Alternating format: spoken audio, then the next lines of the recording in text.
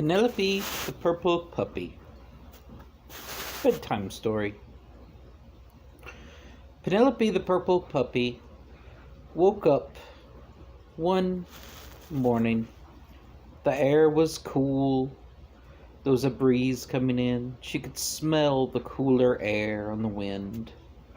The seasons were changing. The trees were changing colors. And her friend Jack was standing outside her doghouse.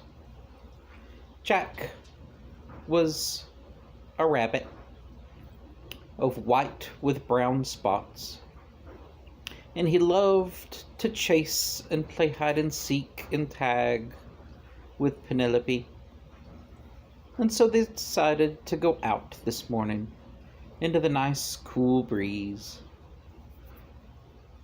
They watched the sun finish coming up, lighting the sky with oranges and greens and blues.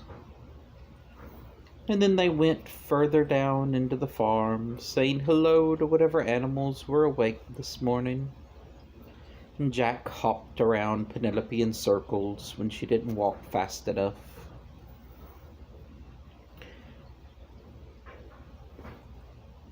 And they made their way over to the barn where Bob the horse was snoring away, still sleeping. He liked to sleep in late now that he was older and didn't have to worry about the races.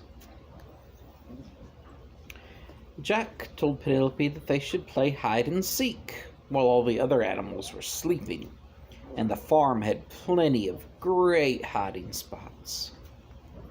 Penelope agreed and wagged her tail. So Jack decided that he would hide first and Penelope would have to find him. So Penelope closed her eyes and stuck her nose to the ground so she could not smell where he was going, and began counting.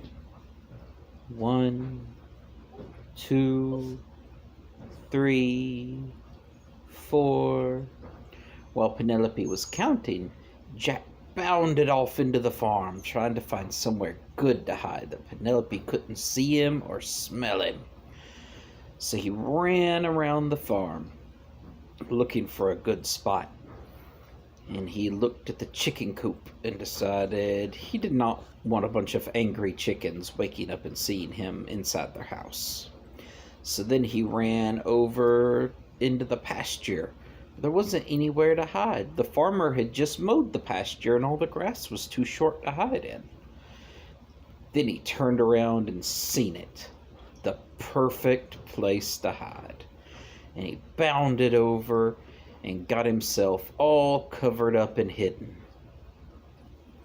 Penelope was finishing counting, and he could hear her with his big ears. He heard Penelope. 20, 21, 22, 23, 24, 25. Ready or not, here I come, she shouted as she ran out of the barn. Eyes looking around for any sign of Jack, nose sniffing the air. And she walked around in circles for a while, sniffing and looking, trying to pick up his scent. And finally she did, the faint scent of rabbit, smelling like the woods and the blackberry bushes that he lived in. And she followed his scent over to the chicken coop. And she thought, oh, I'm sure he's hiding in there, 'cause he wouldn't think I would ever look. So she stuck her head in the little chicken door and yelled, "Found you!" And to her surprise, there was no Jack. And to the surprise of all the chickens, there was a Penelope. And the chickens started squawking and screaming and flapping and yelling at her to get out. It is too early. They are still sleeping. They have baby chickens that do not need to be startled. Penelope apologized quickly and pulled her head out and ran off. She did not want to get her nose pecked. this early in the morning. The chickens could be very testy when upset. And she walked over to the field where she could still smell Jack, where he was jumping and running. And she thought maybe he found a hole in the field to hide in. And she started looking with her eyes. And she could not see anything in the grass, for it was too short. And she could not smell anything as she walked around the field. Eventually, she gave up looking in the field and started walking back towards the farm. And she picked up Jack's smell again, this time headed away from the field and back over into the farm.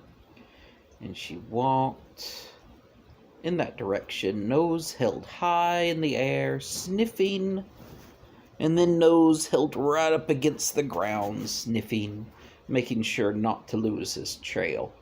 Jack was a very clever rabbit. Instead of running in a straight line, he liked to zigzag and jump back and forth to try to throw Penelope off so she couldn't smell him. But she had him this time and knew right where he was headed. But when she got there was no Jack, only the pig pen. And she looked around and couldn't see anything.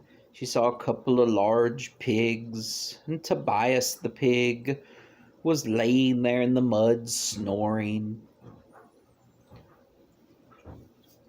And she couldn't figure out where Jack went. She circled the pig pen, looking and sniffing, but all she could smell was pig and mud, and they completely overwhelmed the smell of Jack, so she could not sniff him. And she looked closely around the pigs, and he was not hiding around the pigs. She was looking closely at the mud and saw a strange lump of mud right in the middle of the pig pen. And then it moved. 2 rabbit ears popped out of the little mud clump and focused towards her. And she knew it was him. The clever rabbit had jumped and rolled and covered himself in mud, hiding his smell, and was so hard to see. And Penelope took a leaping bound and jumped over the fence and into the mud pit, screaming, "I found you!" And she landed with a huge splash, barely even startling the pigs. But Jack was up and running, except he wasn't going anywhere. His legs were just slipping in the mud. And Penelope rolled around when she hit the ground, splashing mud everywhere and all over herself. And finally she was able to tag Jack with her nose right on his side, screaming, "I got you!" And Jack and Penelope started laughing and giggling and rolling around in the mud. It felt so cool and refreshing in this cool morning. And then the farmer came out to do his morning chores and saw Penelope rolling around in the mud. "Dang it, Penelope," he said while he slapped his leg. "Looks like you need a bath today, rolling around with the pigs. You know better than that."